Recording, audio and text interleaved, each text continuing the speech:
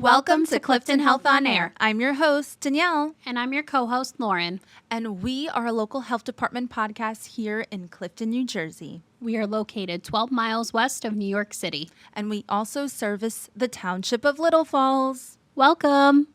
Welcome to Clifton Health On Air. I'm your host, Danielle. And I'm your co-host, Lauren. And with us today is Daniel Ratchford, founder and president of Bro-reavement. Welcome. Thank you. I appreciate it. And also with us is Crystal, one of our local health outreach coordinators. Nice to be here again. Welcome. Thank you so much for being here with us today. And we're really lucky to have connected with you through Elon, our friend at the John Thoreau Cancer Center. But can you tell us a little bit about your organization? Yes, I feel like I am the lucky one to be here with you guys. I appreciate it. So Bro-reavement is an organization dedicated to supporting men and boys, and especially men and boys of color, through grief and bereavement. We create a brotherhood and help men heal. And how long has it been around? We've been in business for 2 years. Okay. But the idea spawned maybe 3-4 years ago. After my life experience, I lost my wife 16 years ago.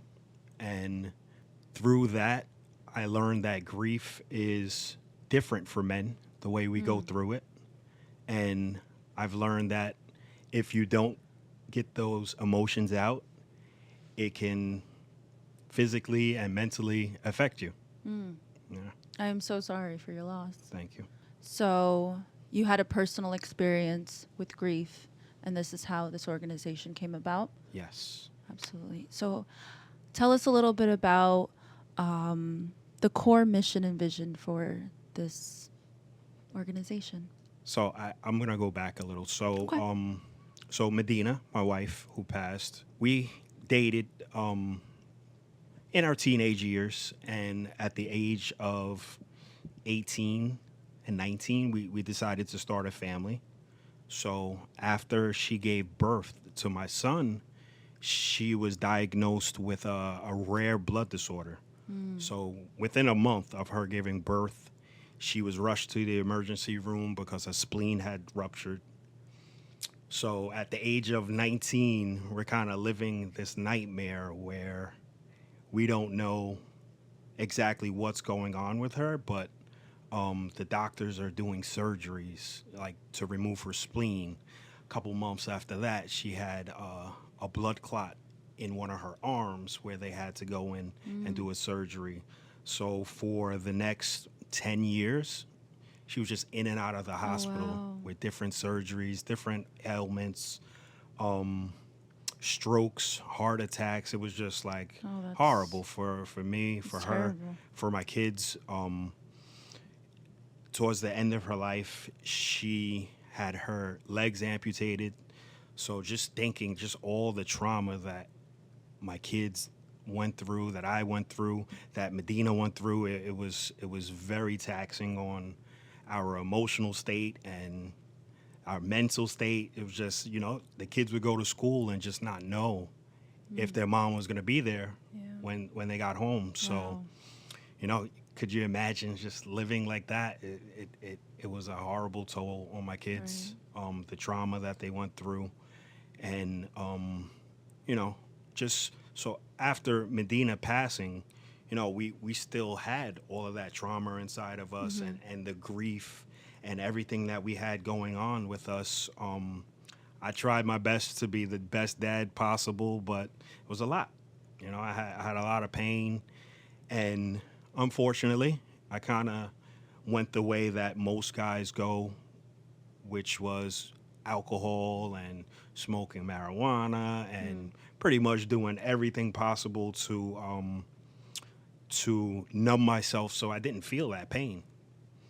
So that kind of hampered my ability to be the best father possible for my kids.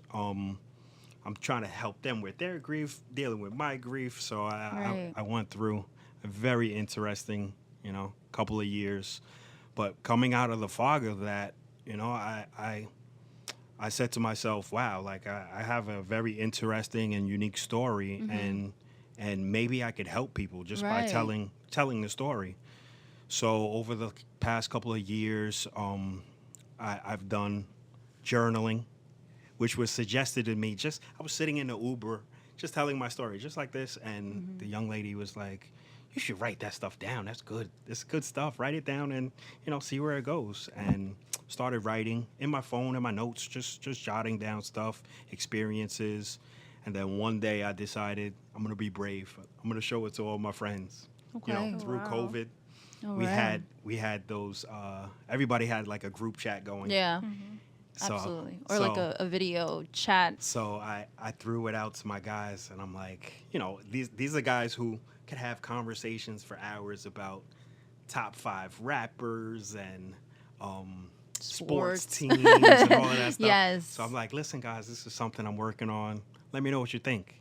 And out of those 10 guys, one responded and was like, this is good. Keep on going. And that's all I needed. Right. The guys on the chat were my friends, guys I've known since junior high school and high school. We've done a lot of stuff together. So They who love knew me. your story too? Yeah, they knew my story. Okay. But I think just them seeing it on paper and reading it, I don't think they even knew how to react. Right. I don't even think they knew how to feel. So just that one person gave me the confidence, like, okay, I got something. So I kept on writing, kept on sharing with more friends, more family, and eventually it turned into a nonprofit where I was like, yeah, we can help people with this, just teaching guys healthy ways of coping.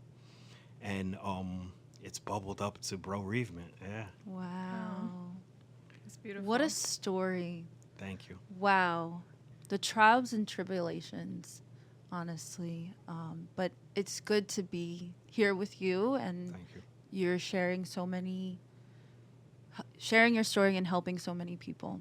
So you. thank you for that. Thank you. Yeah, I hear a lot. Turning your pain into purpose. And Absolutely.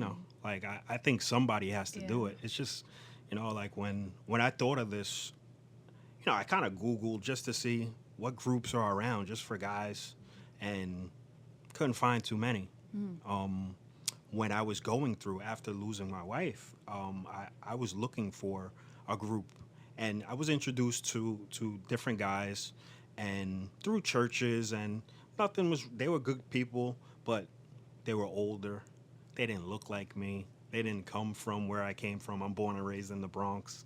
So they really couldn't relate. I was 29, Right. so I was just, they couldn't relate. So like, I was just like, I'm just going to deal with it myself. Right. And, so fast forward, I'm like, yeah, this can help a lot of people. A lot of people are going through things, and you see it in the news. Whenever I see a story of just someone just flipping out of nowhere, I kind of think to myself, there's a backstory. Something happened to that person, So So before everything happened with your wife, did you have any idea what mental health was, or have you talked about emotional health and mental health? no, Got it. not at all. I'm trying to think. Mental health for me at the age of 19 didn't exist. Right. I don't even think that existed back then. Not that I'm that old, but Yeah. Right. So it's definitely a passion project for sure. Yes. Is what I'm hearing. And so when I'm still stuck on when you shared it with your closest friends, Right. and only one reached out, what kind of, like, I'm sure you see this in the community, like with the people that you're working with now. So I'm curious, how do you break through those barriers, and what are the barriers? Why aren't they comfortable? Why aren't men usually comfortable? So men are taught, especially men from my era, are taught at a young age, the whole man up, stop crying, don't act like this, don't act like that. And I think it changes us from a young age, where it's looked as a weakness to show emotion, So when I brought these emotions up to my guys, like a lot of them don't feel anything. Like, it's frowned upon to have any emotion, especially if it's not angry, happy, sad. Those are the three emotions that we only deal with. Are So, allowed with, yeah. yeah, it's unfortunate, Wow. but Very, yeah. Super unfortunate. And I think too, maybe they do have those other emotions, but they're just not in tune with it, or they're Exactly. not allowing themselves to even register them, and they just brush right past it. So how do the services that Bro-reavement offers, like what kind of services are there, and how do you work to kind of get people out of their shell, or how does that work? So the services we offer, we try to make it fun because we're finding that just getting guys outside is a challenge. So we offer cooking classes. Guys love to eat. Yep. We have meditation classes. Oh, wow. You mentioned, at the age of 19, Right. what did mental health mean? Like, I wish I was taught meditation at a young age. Just being able to go to your breath and just kind of slow things down has been a key to the life that I'm living now. Whenever I get in a situation where I feel my temperature rising, I'm just like, breathe, Daniel, calm down, and I try to show this to guys, like, like, pay attention to yourself when things are moving fast. It's okay to slow things down a little bit by using your breath. We also have art classes where we're teaching guys just to put your emotions on a canvas. A couple weeks ago, we had a class where the guys were asked to pick a song, any song that brought emotion to them, that reminded them of a loved one, that reminded them of a time. And some of the guys picked rap music. It went from rap music to R&B to country music to every different, and then we put it on a canvas. Wow. So just, guys, just teaching them different ways of doing things, just different activities they can even do from home. So they don't even have to be with us is a key. I like to end the classes just by saying, guys, when you're going through stress, this is the go-to. When you're at home by yourself, this is the go-to. That's great. Your organization is super important.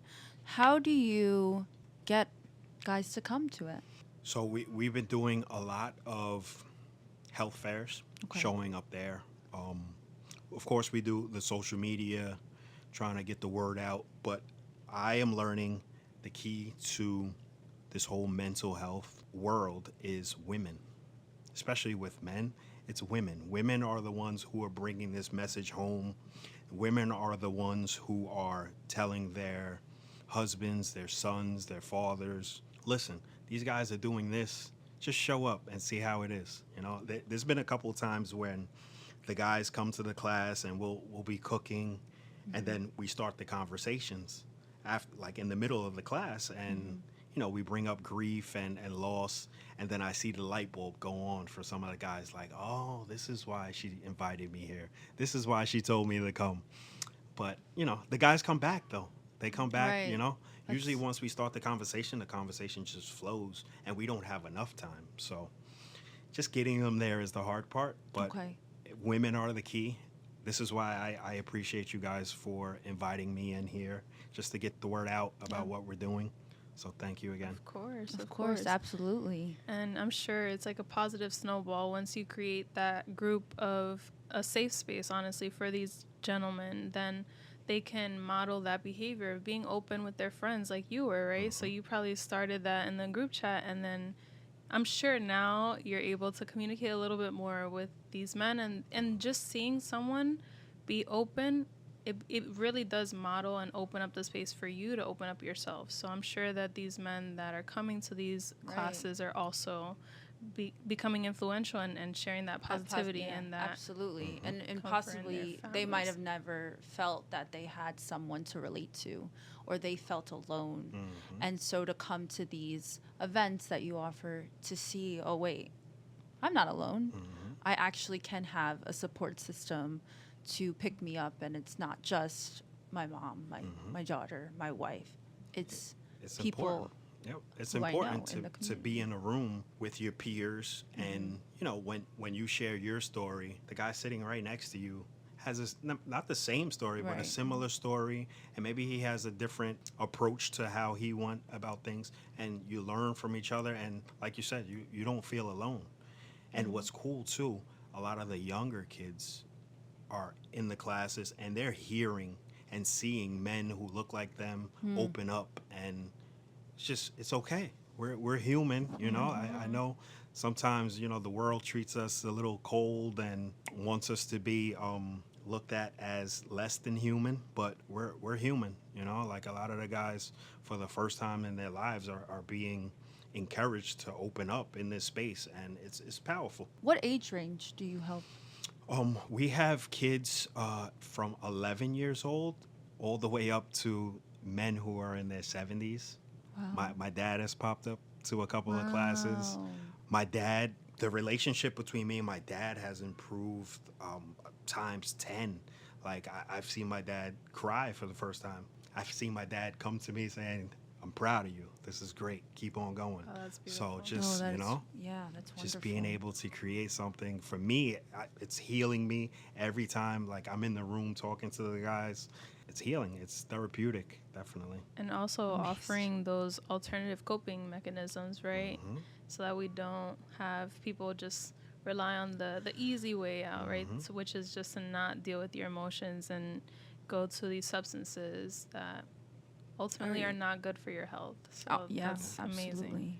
Yeah, if you choose to go to those unhealthy coping skills, the drinking, the smoking, a lot of us use these things to just mask everything that's going on inside, and you just hit a point where it bubbles up and you find yourself in horrible situations. You find yourself just doing things and not understanding why until you're in the situation, until you have handcuffs on, and you know, and then you're forced to come sit down and figure things out. And we're trying to get ahead of all of that stuff and just show guys, like, if you don't deal with these things, they're gonna deal with you sooner or later. So Yeah. yeah. I know you said you had 11-year-olds and all the way up to 70-year-olds or older. I guess it's a twofold question. Do you have any dad and son relationships that come to the meetings together?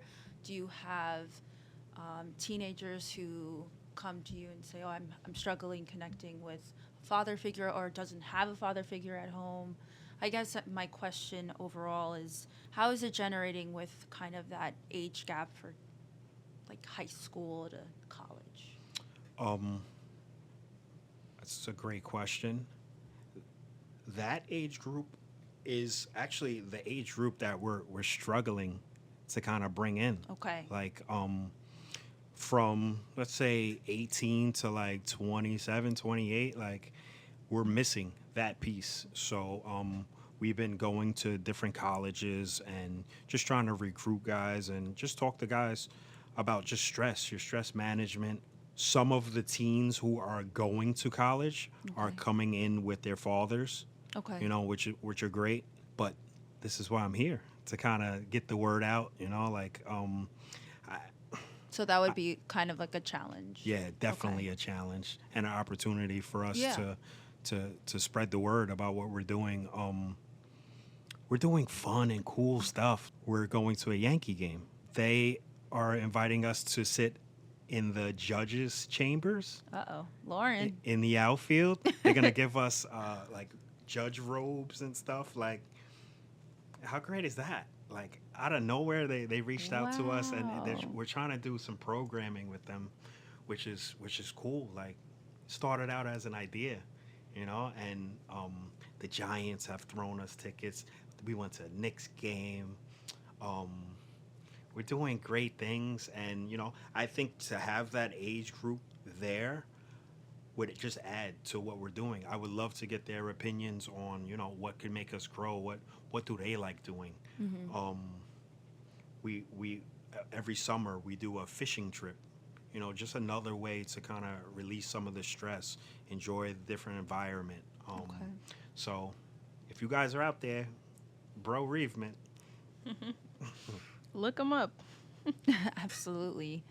We'll be sure to tag them in this podcast and definitely tag them in our social media posts, of course. And of course, we'll have to partner down Yes. the line. Yes, for That sure. would be the goal. So we can get more gentlemen and young teens and young adults to come to these types of environments because it is so important. And if you are a mother or a father listening to this and you have a young teenager or a college student, it's tough to talk to them nowadays. So if they want to come and talk to a gentleman at Bro-reavement,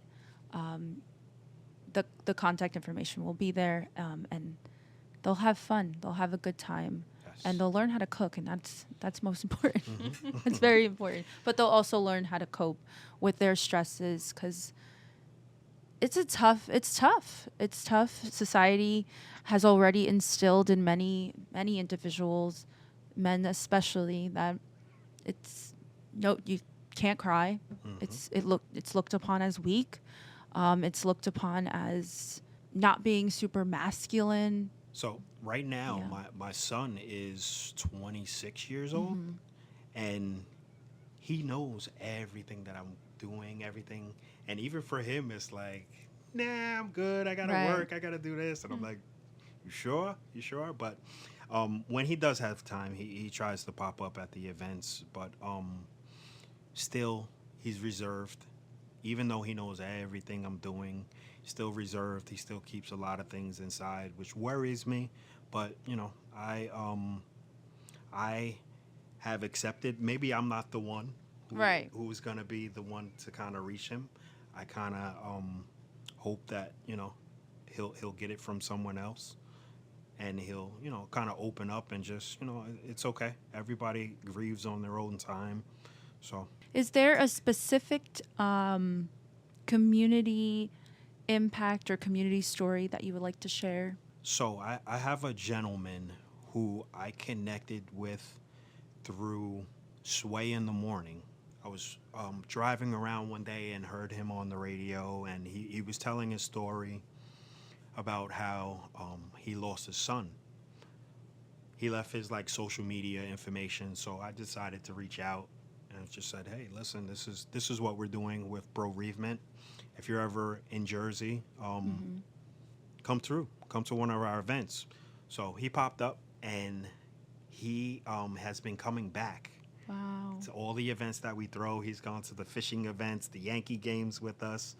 He lives all the way out in Long Island, Oh, wow. and he takes the trek all the way to New Jersey, and we hang out, and usually at the end of the events, he's like, "I don't want to leave. This is good. Wow. Like, what you guys are doing is great."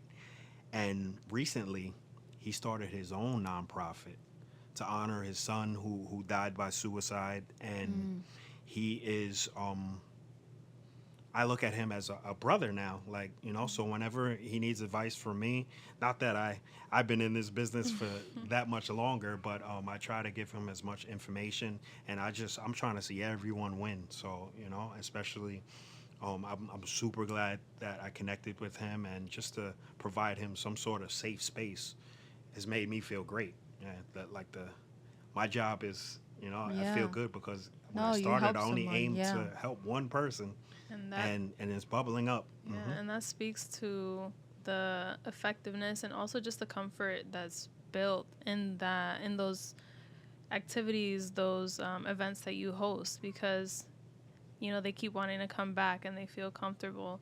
I was also curious if you could share a bit more about what kind of grief, I guess, is covered in your sessions. So grief is a wide net. Right. So we are having conversations about losing a loved one to death, incarceration, divorce. We're having conversations about just daily grief that we go throughout the day, losing a job, like Yeah. all of that loss. How are you dealing with that? A lot of us men especially just push it to the side and just say, "Oh, okay," and just keep on going. And all of those losses has to go somewhere. You can't bottle it up. So yeah, we're we're casting a net on everything. It's a you know? wide net for Mhm. sure. That's awesome. Okay, Yes. so it's not just losing a loved one, Yeah. but also big life changes and Yes. things that might have been unexpected. That's great. Another thing I just want to bring up, because in our mission we talk about men and boys of color.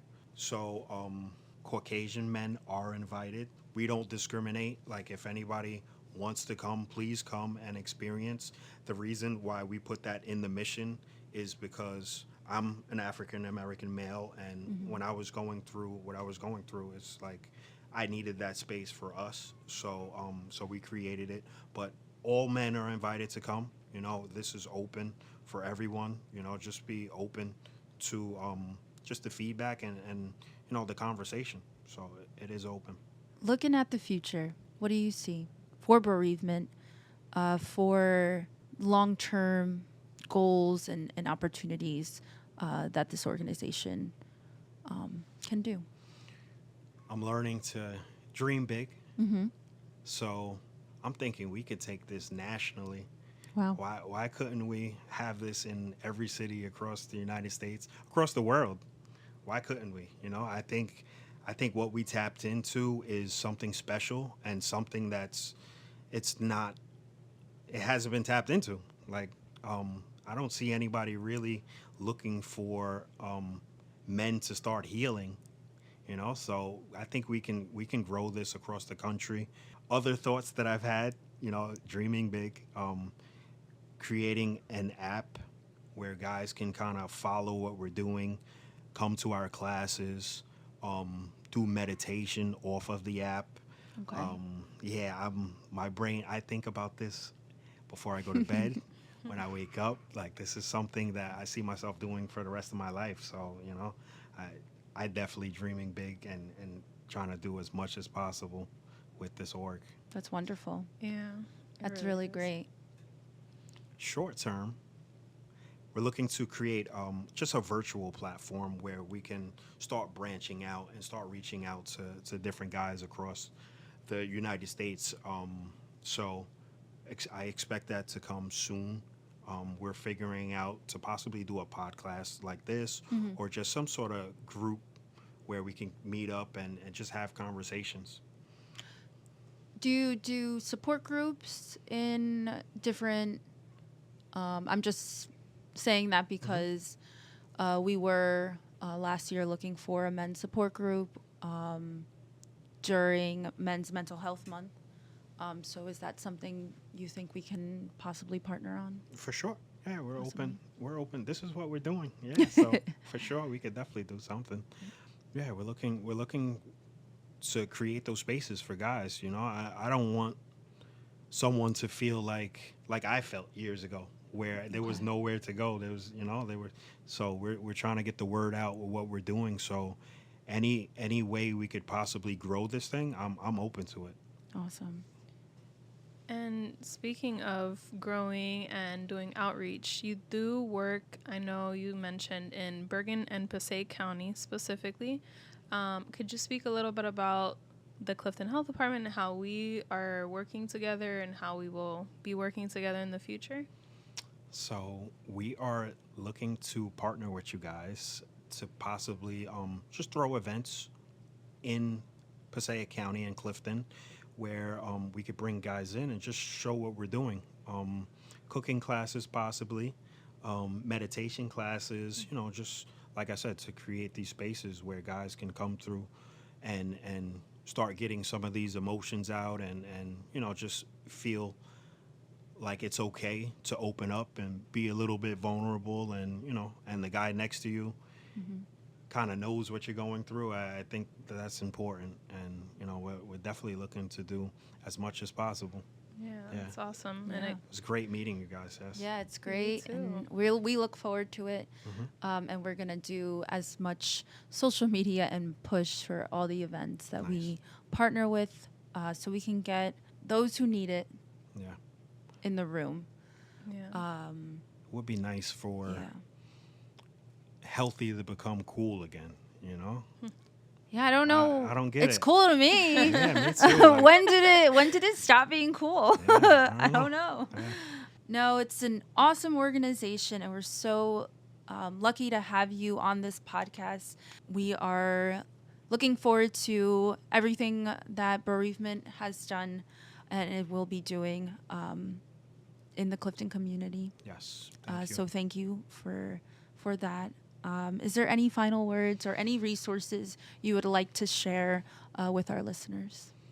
Final words are that to men, it's okay to feel emotions. It's okay to feel, just in general.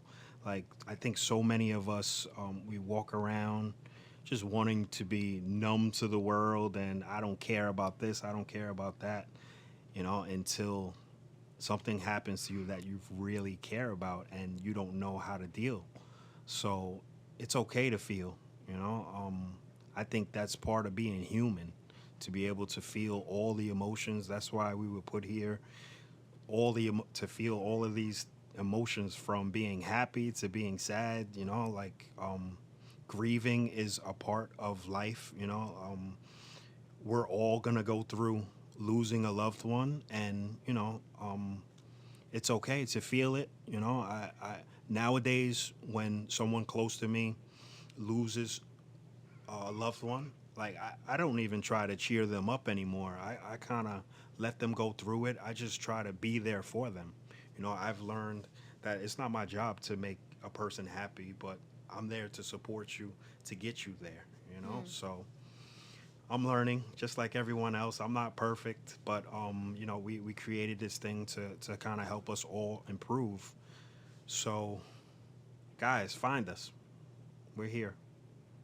Yeah. Absolutely.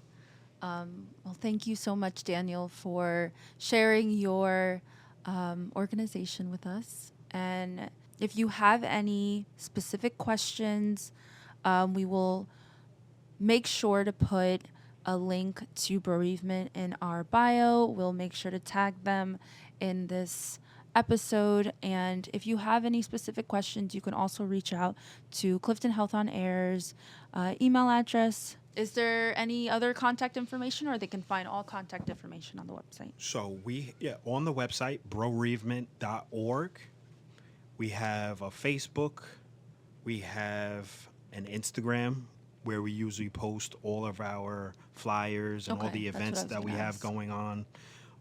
We're pretty much doing something every weekend. Okay. So, when guys need to find us, you might have to drive to Bergen or Passaic County, but we're in the area doing stuff.